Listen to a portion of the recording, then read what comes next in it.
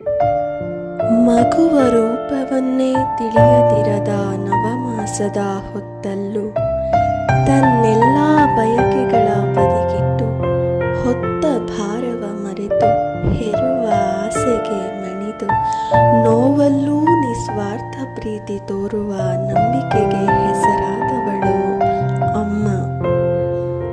ಮುಂದೊಂದು ದಿನ ಹೊರೆ ಹೆಚ್ಚಾಗುವುದೆಂದು ಅಂಜಿ ಮಗುವ ತನ್ನ ಹೆಗಲ ಮೇಲೆ ಹೊತ್ತು ತಿರುಗುವುದನೆಂದೂ ಬಿಡದೆ ಹಸಿದರೂ ಮಗುವಿಗೆ 3 ಹೊತ್ತಿನ ತತ್ತಿಗಾಗಿ ತುಂಡು ಬಟ್ಟೆಗಾಗಿ ಕೆಸರಲ್ಲಿ ದುಡಿದು ಮೊಸರುಣಿಸಿ ದಣಿದು ಅರಳಿಸಿದ ಕಮಲವ ತನ್ನ ಮಗುವಿಗಾಗಿ ಅರ್ಪಿಸುವ ಜವಾಬ್ದಾರಿಗೆ ಹೆಸರಾದವನು ಅಪ್ಪ.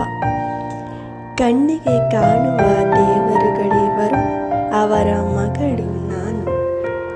ಮೇಘನಾ.